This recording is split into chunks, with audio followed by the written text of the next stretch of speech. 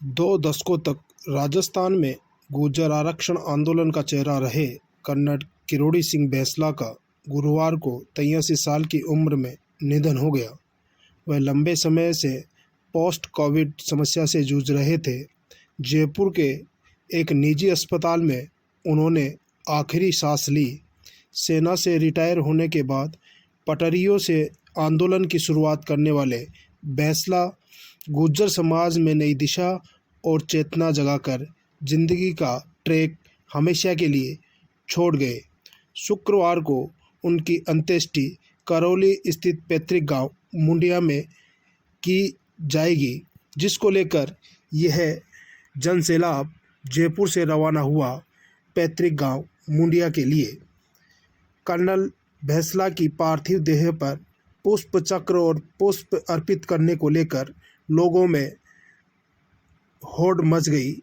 वहीं आप तस्वीरों में देख सकते हैं कर्नल बैंसला की अंतिम विदाई में किस प्रकार से लोग उमड़ रहे हैं।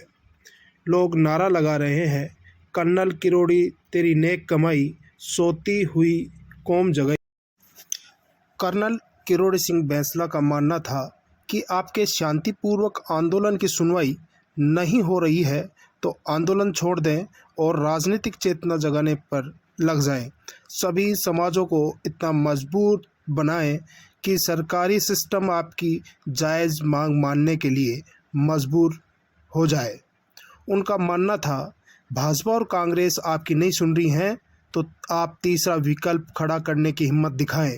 राजस्थान से लेकर दिल्ली में बैठे बड़े नेताओं को समझने आना चाहिए कि अगर हम जनता की नहीं सुनेंगे तो जनता भी हमें नहीं सुनने वाली। वो कहते थे नए लोगों को मौका मिलना चाहिए, कब तक दूसरी पंक्ति के लोगों को दूसरी ही पंक्ति में खड़ा रखा जाएगा। अनुभवी लोगों का विरोध नहीं कर रहा हूँ, पर यूथ को एक लेवल पर तो आगे आना ही चाहिए। उनका मानना था कि राजनीतिक पार्टियां इंसानों को यूज़ एंड थ्रो की तरह काम में लेती हैं। आप उपयोगी हो तो पूछ लेंगे, वरना खुद तय कर लेते हैं कि आप उपयोगी नहीं हो। सबके बड़ा उदाहरण वर्ष 2019 के लोकसभा चुनाव के बाद भाजपा ने कभी उनकी या उनके बेटे विजय की सुध तक नहीं ली।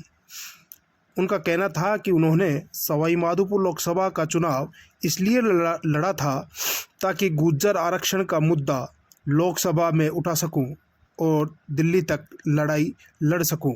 आरक्षण में गोली खाने के लिए भी आगे रहते हैं। चुनाव में हमें या हमारे लोगों को पीछे धकेला गया।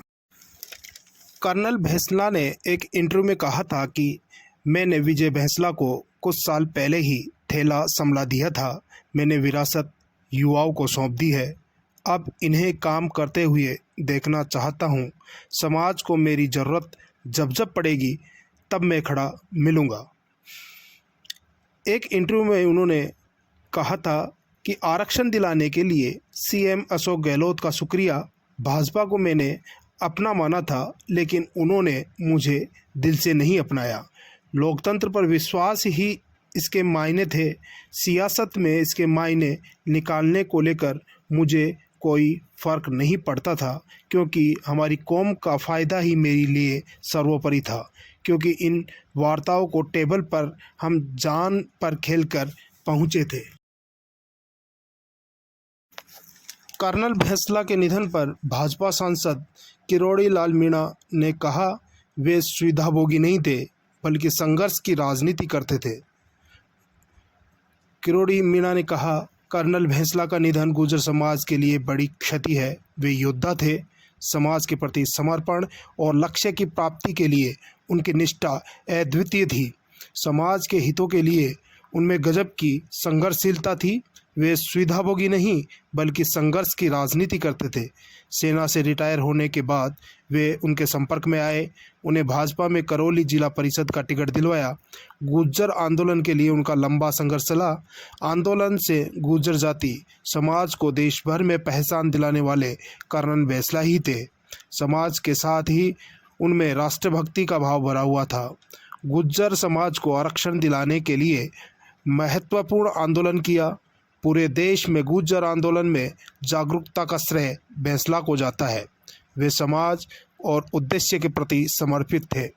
उद्देश्य को पूरा करने के लिए कुछ भी करना पड़े, उसमें कभी पीछे नहीं हटते थे।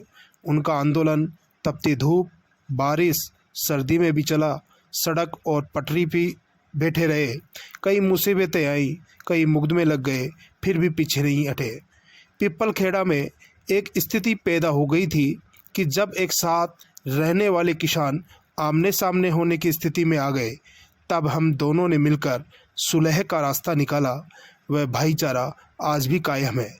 उनकी कमी हमेशा खलेगी। भाईचारा बढ़ाने में उनका काफ़ी सहयोग रहा। वे मुझे गाइड करते थे।